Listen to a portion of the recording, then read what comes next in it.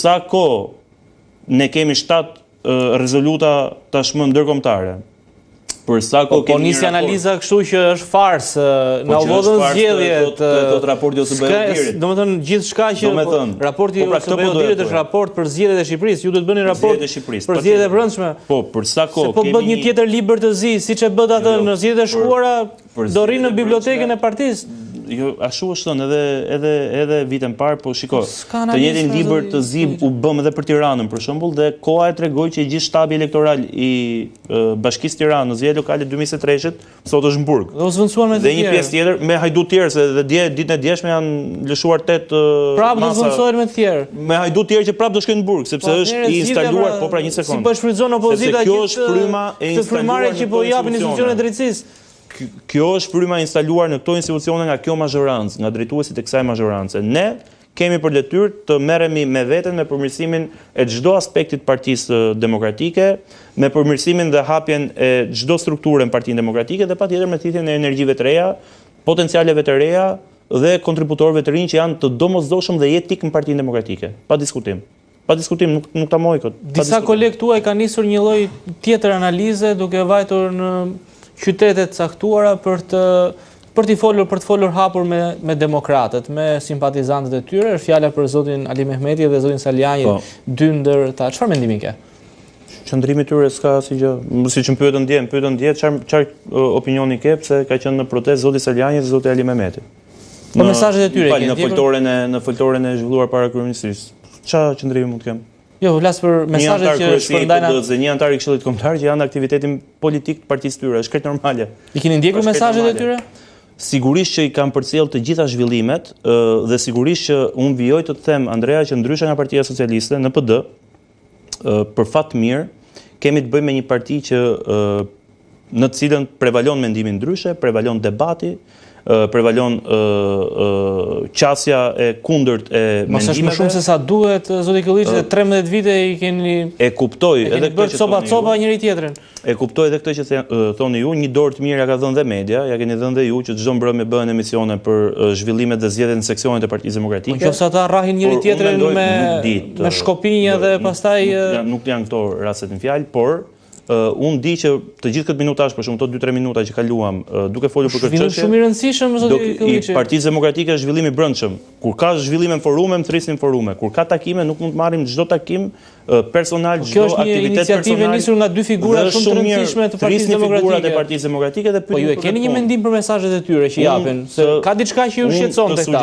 Unë s'ka asgjë që më shqetëson brenda kur ka debat apo mendim ndryshe në Partinë Demokratike, madje është gjë e mirë, më shqetëson po të ishin gjithë në rresh për një dhe të ishin ushtar. Kjo do më shqetësonte, ajo që është sot në Partinë Socialiste. Por, për shembull, më bën përshtypje që ju keni parë zotin Braçe, që ka qenë shumë kritik ndaj kolegëve të mazhorancës. Ka kritikuar ministrat, ka kritikuar drejtuese komisioneve, nuk shoh të bëhet në emision mbrëmjeve për zotin Braçe, për shembull, për mendimin ndryshe në Partinë Socialiste. Do doja të kishte emisione të tilla, ta kuptonim që ore madje edhe në PS pas ka një zë kritik, edhe është shumë mirë. Por mendoj që nisi zoti Braçe foltoren e tij, do ta marrim me zotin Braçe për të folur për këtë çështje. Po se ka nisur akoma. Ka kaluar kjo situatë dhe mendoj që gjithë këtë minutash kritika si zoti Braçe ende kemi, vënë të gjithë në familjet e tyre. Ta përdorim për aferat korruptive të qeverisë, për situatën politike aktuale, për nevojën që ka për ndryshim sot Shqipëria, për nevojën që kemi për thithur investimet. Po mana, ka një lloj kosto propozite në gjithë kjo që po ndodh. Për të gjitha ato arsye që qytetarët sepse po shkuam drejt një ndarje tjetër, në zgjedhjet e radhës do jemi akoma edhe më të vegjël. Që qytetarët i shqetësojnë. Qytetarët shqetësohen sot që paguajnë më shumë për energjinë elektrike, paguajnë më shumë për ujin e pishëm, paguajnë më shumë taksa, paratë e tyre nuk shkojnë për shkolla, për kopshte, për çerdhe dhe sigurisht këto janë shqetësimet që mendoj unë kanë qytetarët dhe do kishin interes na dëgjonin dhe në për emisionet e mbrëmjes për të kuptuar ore PD-ja çfarë mendon ndryshe. Nëse unë për shumë kam bërë një amendament për ndalimin e pagesave nga buxheti i shtetit për inceneratorin që nuk ekziston në Tiranës. Ta kuptojnë qytetarët më çfarë ndodh. Incenerator nuk ka. Vjojmë paguajmë ne 16 milionë euro në vit. S'ka nevojë t'ja shpjegoni ju, zoti Kylliçi, e din pensionistët që pensionin që marrin nuk ju del as për ilaçe, as për t'i bërë një dhuratë nipit dhe mbesës për vitin e ri. E din, nuk ka nevojë. Ata duan zgjidhje. Cila është zgjidhja që ofron alternativa ndryshe nga mazhoranca? Dhe unë falenderoj. Dhe kur hapin televizionet në mbrëmje dhe dëgjojnë që opozita po qeveris keq, që fajin e ka Saliu që s'ka incinerator dhe fajin e ka PD-ja që u vodhën parat ke tuneli Llogaras, sigurisht konfondohen njerëzit. ngatrohen dhe unë prandaj po them që do ishte mirë që t'i vëmë pikat mbi i dhe të flasim ato të vërteta që i shërbejnë edhe qytetarëve dhe opinionit publik, i shërben edhe aktualitetit politik përditshëm, mendoj unë. Këto janë gjëra me vlerë. Pastaj ka zhvillimet brendshme në Partinë Demokratike sa duash.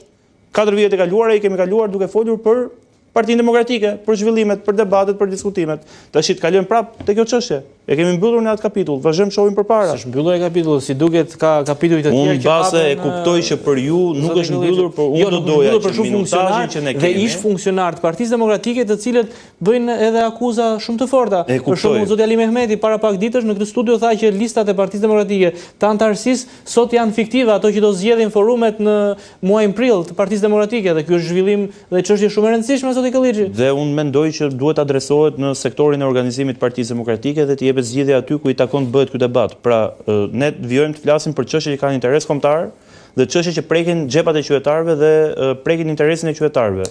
Unë mendoj kjo është më me vlerë te debati ynë i përnatshëm politik që zhvillojmë në studion tuaj dhe në studio të tjera.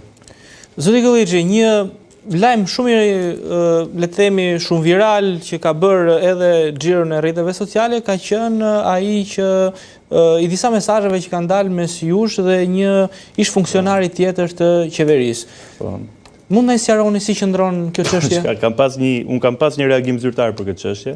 Shiko, ka nisur keni muaj që lexoni artikuj të sponsorizuar ndaj meje. Që thjesht hedhin balt që dhe pse janë të sponsorizuara? Sa to ishin faksimile të një dokumenti që duhet jetë i prokurisë posaçme ka përshtypjen. Duhet ta shohim, është autentik, unë po ndjek rrugën ligjore edhe për këtë rast, pa diskutim.